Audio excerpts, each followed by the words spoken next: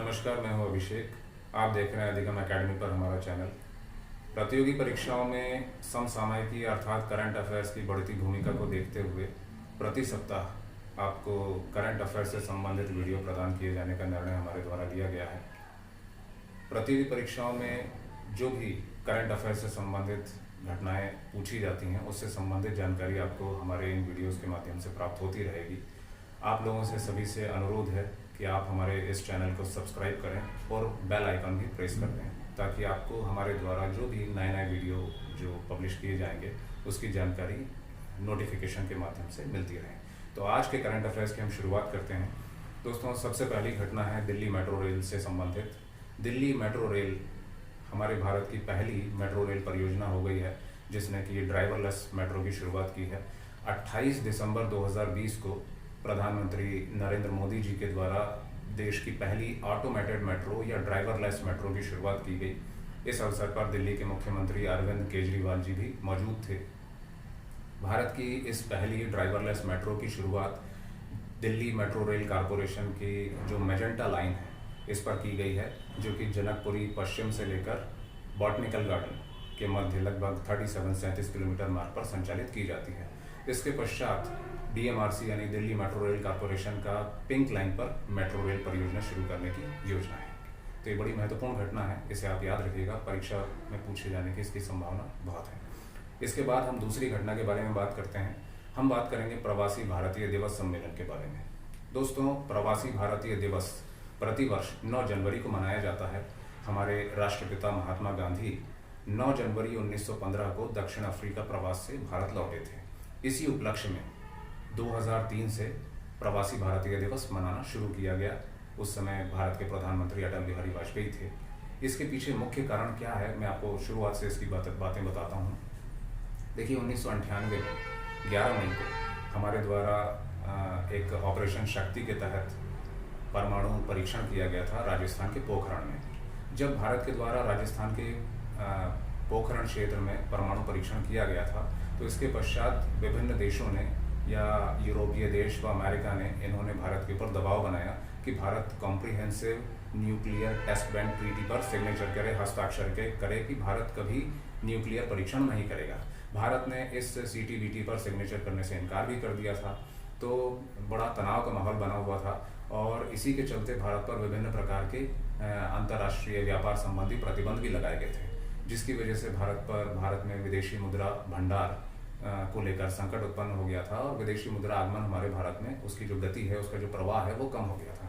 तब इस दौरान रिजर्व बैंक ऑफ इंडिया ने स्टेट बैंक ऑफ इंडिया के सहयोग से दूसरे देशों में रह रहे भारतीय मूल के जो नागरिक हैं या प्रवासी भारतीय हैं उनके लिए एक रिसर्जेंट इंडिया बॉन्ड जारी किया गया था। आप इसे याद रखिएगा, एग्जाम में ये भी पूछा हुआ है कई बार एग्जाम में। 1998 में रिसर्जेंट इंडिया बॉन्ड जारी किए गए थे RBI के द्वारा, SBI के सहयोग से।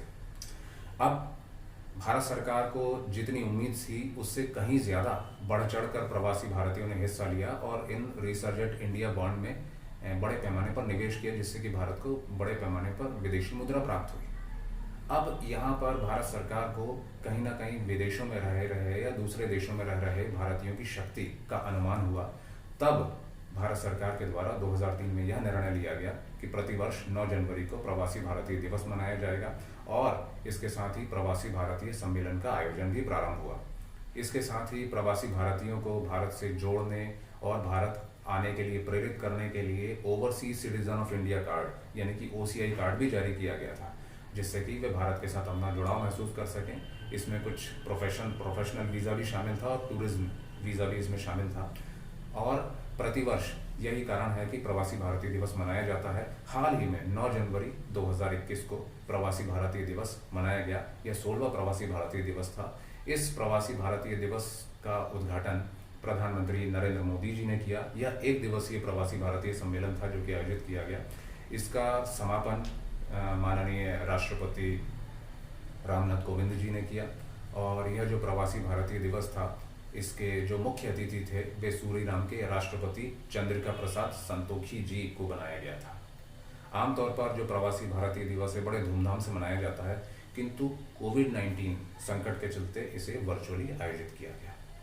तो यह बड़ी अहम घटना है प्रतियोगी परीक्षाओं के लिए, आप इसे याद रखिएगा। इसके पश्चात अब तीसरी प्रमुख घटना है जो कि हमारे रक्षा से क्षेत्र से संबंधित है। हमारे भारतीय सेना का जो विमान है तेजस, उसे खरीद से संबंधित समझौता भारत सरकार के द्वारा किया गया है। सरकार ने घरेलू रक्षा खरीद के तहत 13 जनवरी 2021 को हिंदुस्तान एरोनॉटिक्स लिमिटेड, जो कि हमारे भारत की नवरत्न का दर्जा प्राप्त एक सरकारी कंपनी है, इसके माध्यम से 83 तेजस विमान खरीदने से संबंधित समझौता किया है। हिंदुस्तान एरोनॉटिक्स लिमिटेड 1980 के दशक से एक हल्के लड़ाकू विमान के निर्माण से संबंधित परियोजना चला रहा था। पूर्व प्रधानमंत्री माननीय अटल बिहारी वाजपेयी जी के द्वारा तेजस विमान, इस विमान को तेजस नाम दिया गया था और यह तेजस एक हल्का लड़ाकू विमान है। इसका भार या इसका वजन लगभग 13,500 किलोग्राम है। साथ ही यह जो तेजस विमान है, इसकी गति 2,222 किलोमीटर प्रति घंटे के लगभग बताई जाती है। इसकी लंबाई लगभग 13.2 मीटर और 4.4 मीटर लगभग इसकी चौड़ाई है। यह विमान हवा से सतह पर और हवा से हवा में मार करने वाली मिसाइलों से लैस किया जा सकता है। यह विमान भारतीय सेना के लिए बड़ा उपयोगी विमान है। साथ ही साथ दूसरे देशों की सेनाओं के द्वारा भी, दूसरे देशों की सरकारों के द्वारा भी इस विमान को खरीदने से संबंधित इच्छा जताई गई है। बड़ा महत्वपूर्ण यह विमान है। हिंदुस्तान एरोनॉटिक्स लिमिटेड, जो कि हमारे भारत की सार्वजनिक क्षेत्र की नवरत्न का दर्जा प्राप्त कंपनी है, यह इसकी बड़ी अहम उपलब्धि है कि उसने तेजस विमान को बनाया है। और हाल ही में 13 जनवरी 2021 को भारत सरकार ने भारतीय वायुसेना के लिए ऐसे 83 विमान खरीदने के लिए 48,000 करोड़ रुपए का समझौता किया है। इस खरीद को मंजूरी दी है। इसमें जो 73 विमान है, ये तेजस Mk1A होंगे, जो कि युद्धक विमान होंगे, जो कि युद्ध में प्रयोग किए जा सकेंगे। साथ ही साथ 10 तेजस Mk1 विमान शामिल किए जाएंगे। ये विमान मुख्य रूप से जो प्रशिक्षु विमान होते हैं, इसके अंतर्गत शामिल किए जाएंगे। तो यह बड़ी अहम घटना है हमारे भारतीय इतिहास में। भारत अब स्वयं अपने ज़रूरत के लिए लड़ाकू विमान बनाने में एक सक्षम देश हो गया है। अगली महत्वपूर्ण घटना है प्रधानमंत्री कौशल विकास योजना से संबंधित। प्रधानमंत्री कौशल विकास योजना 15 जनवरी 2021 को प्रधानमंत्री नरेंद्र मोदी जी ने इस प्रधानमंत्री कौशल विकास योजना का तीसरा चरण शुरू किया है। प्रधानमंत्री कौशल विकास योजना बड़ी महत्वाकांक्षी योजना है, जो कि 15 जुलाई 2015 को शुरू की गई थी। इस योजना का उद्देश्य है भारत के जो युवा हैं, जो नौजवान हैं, उनके भीतर विभिन्न प्रकार के कौशलों का विकास करना, जिससे कि वे स्वरोजगार के लिए प्रेरित हों। हमारे देश में सबसे बड़ी समस्या स्किल्स की रही है। यह दुनिया के विभिन्न देशों में चलाई गई विभिन्न प्रकार की योजनाओं में सबसे बड़ी योजना है, जो कि स्किल डेवलपमेंट से संबंधित है। इस परियोजना के तीसरे चरण की लागत 948.9 करोड़ लगभग आकलित की गई है। इसके माध्यम से लगभग 8 लाख प्रत्याशियों को प्रशिक्षण दिए जाने की सरकार की योजना है। यह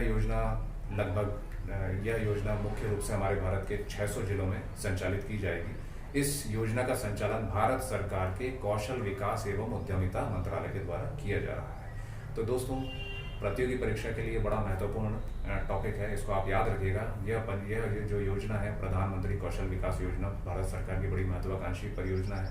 15 जुलाई 2015 को इसकी शुरुआत हुई थी और अभी हाल ही में 15 जनवरी 2021 को इसका तीसरा चरण शुरू हुआ है, जो कि कौशल विकास एवं उद्यमिता मंत्रालय के द्वारा संचालित की जा रही है। तो ये थी इस हफ्ते की हमारी बड़ी प्रमुख घटनाएं। करंट अफेयर से संबंधित या समसामयिकी से संबंधित और नई घटनाओं के साथ हम अगले रविवार को फिर मुखातिब होंगे। आज के लिए मुझे इजाज़त दीजिए।